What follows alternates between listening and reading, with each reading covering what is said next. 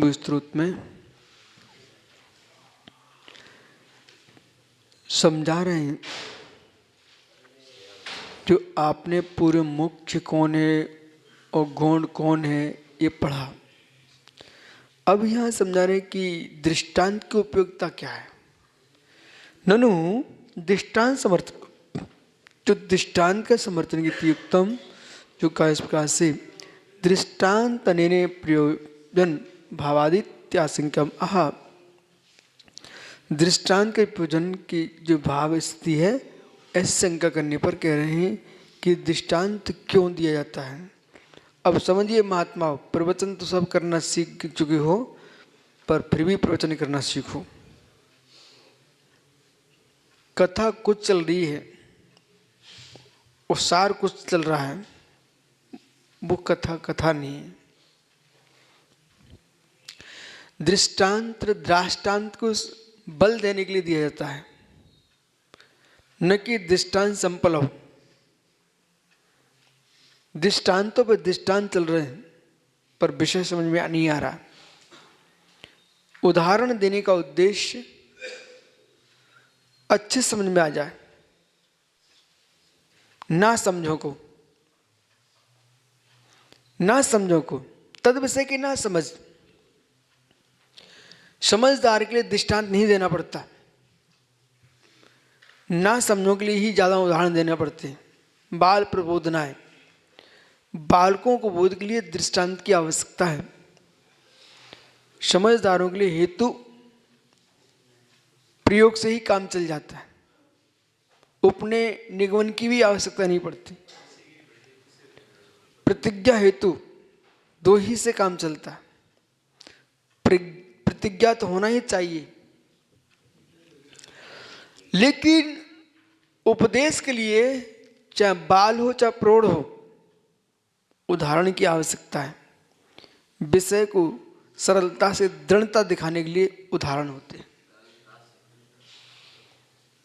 विषय को जो तुम कह रहे हो, उदाहरण उसका पुष्टिकरण कर देता है, दृष्टि सामने दिखा देता है कि देखो पर स्त्री हरण नहीं करना चाहिए, महापाप है, दुर्गति हो जाएगी। एक किसने देखा? देखो रावण को देखो आप, तो सामने दिख गया, दुनिया को मालूम है, तो आदमी को समझ में आ गया। दृष्टांत सिद्ध्योर्विवादे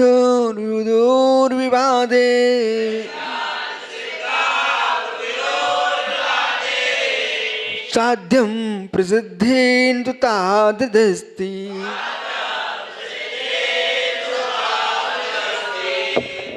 सर्वतीकान्याम दृष्टम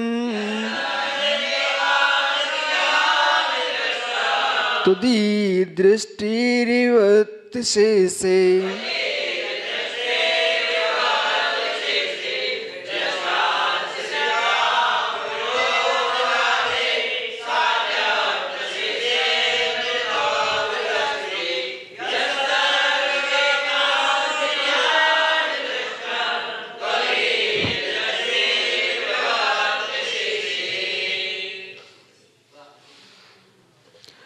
दृष्टांत सिद्धि उभयोर विवादे साध्यम,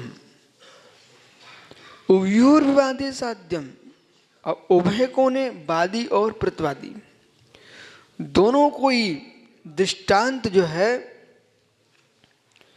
वो विवादे, विवाद में दृष्टांत सिद्धि का साधन बन जाता है। अब देखिए सर्वत्र हेतु का प्रयोग, प्रतिज्ञा का प्रयोग, उदाहरण का प्रयोग होता है। घर में छोटी सी माँ भी छोटे से बच्चे को सहेतुक उदाहरण से समझाती है। देख बालक, बेटा पढ़ो पढ़ो। क्यों? अच्छा बनने के लिए।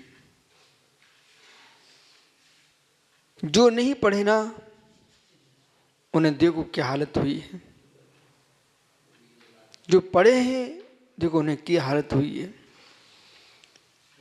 माँ सहेतुक से दृष्टांत समझा रही।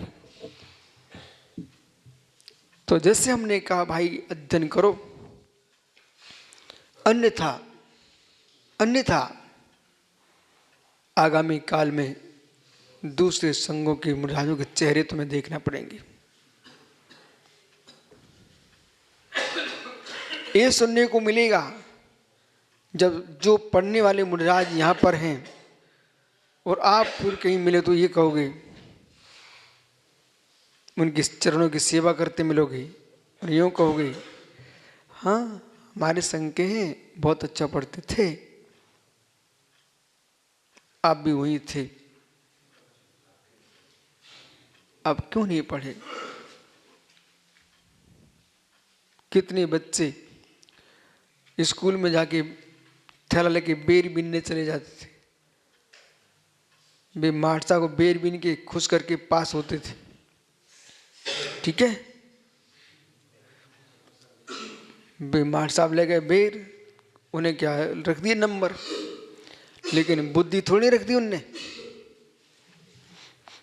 वे बच्चे पागल हैं जो मिठाई और बेर मकुइयाँ खिला करके मास्टर साहब से नंबर ले रहे हैं। वे तो अध्यापक ही नहीं है, वे तो बेचारे लुटेरे हैं जो बच्चों को बेर मकुइयाँ लेने के लिए भेज देते हैं, मिठाई मुरमुरे खरीदने को भेज दिए, बेटा नंबर हम दे देंगे। तुम लुटेरों ने देश को बर्बाद कर दिया। भक्ति श्रद्धा तुम उन्हों को मिठाई खिलाओ वैसे अलग है, लेकिन नंबर लेने के लिए मिठाई मत खिलाओ।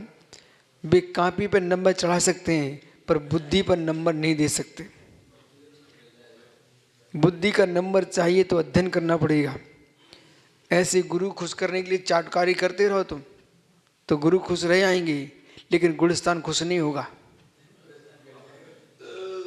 गुणस्थान खुश करने के लिए परिणामों की विशुद्धि चाहिए। सच्चा गुरु अपने आप खुश हो जाएगा, तुम्हारा गुणस्थान तुम्हारा खुश होगा। तो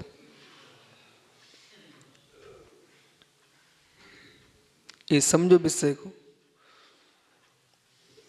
तो उभयोविवादे सर्वत्र दृष्टांत का प्रयोग होता है। साध्यम प्रसिद्धेन तो ताद दृष्टि, ओहो, तो उदाहरण के लिए सिद्धि होने पर साध्यम प्रसिद्धेत, साध्य की सिद्धि अच्छी तरह से होती है। दृष्टांत के द्वारा साध्य की सिद्धि अच्छी तरह से होती है। आगे तुम कुछ कह नहीं सकते। अब जब दृष्टांत सामने रख दिया गया है, बोलो रावण नरक गया कि नहीं गया? गया है। अब इसको प्राप्त हुआ कि नहीं हुआ? हुआ है। अब तुम कुछ नहीं कर सकते हो। अपत्य सेवन करोगे, अस्वस्थ हुए हो, दृष्टांत दे दिए, सामने वाले को देख लो। पत्य की बात करो, पत्य का सेवन किया, स्वस्थ हुआ है, दृष्टांत दे दो। जो सदाचारी होके जिए हैं, सदाचारी होके जिए हैं, उन्होंने देश में ऊंचाइयां पाई हैं, यश पाया है, ख्याति पाई है, दृष्टांत दे दीजिए। जो गिल्ली डंडा खेलते ही रहे, बड़े होने पर वही खेलते रहे, तो जीवन डंडा गिल्ली ही बन गया, ऊपर नहीं जा पाए। खेल बुद्धि की थकान को दूर करने के लिए होते हैं। बुद्धि को थकने के लिए खेल नहीं होते।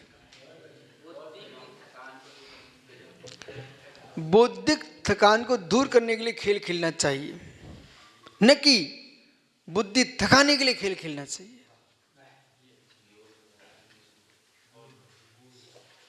समझिए आप, जो शरीर के थके होते हैं, गांव देहातों में जाके देखो, शाम को स्वाध्याय करते हैं, बोले शरीर को विश्राम देने के लिए। जो बुद्धि से थक जाते हैं वे थोड़ा खेल खेलते हैं, बोले क्यों? बुद्धि को विश्राम देने के लिए। दवाई का प्रयोग दवाई के रूप में ही करना चाहिए, अन्यथा दवाई का प्रयोग भोजन के रूप में करोगे तो बीमार हो जाओगे। क्या?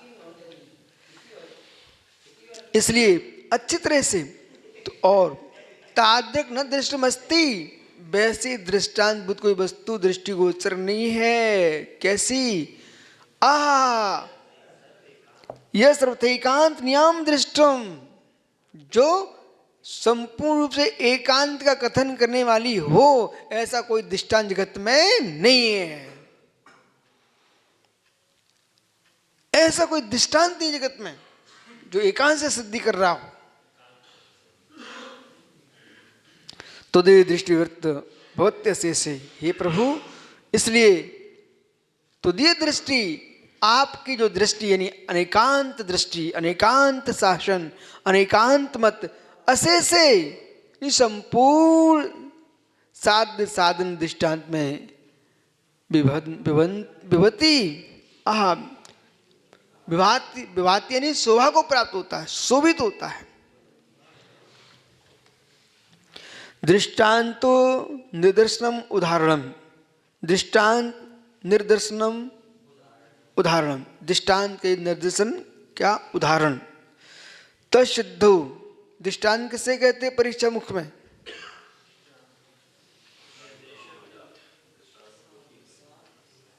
दृष्टांत किसे कहते हैं भाई?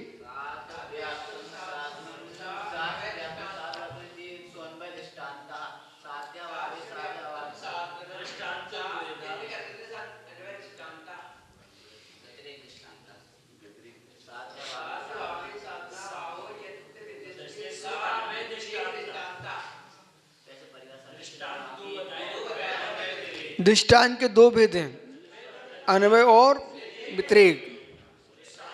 जो साध्य के होने पर साधन को कहो अन्वय, और साध्य भावे साधन भावे व्यतिरेक, अन्वय और व्यतिरेक। सिद्धो निर्णीतो, निर्णीत में साध्यम साधितुम इष्टम प्रसिद्धेत, जो साध्य की सिद्धि कराने में जो निश्चित हुआ है दृष्टांत, उदाहरण। कयो उभयो वादी प्रतिवादिनो, किसके लिए? वादी प्रतिवादी दोनों के लिए।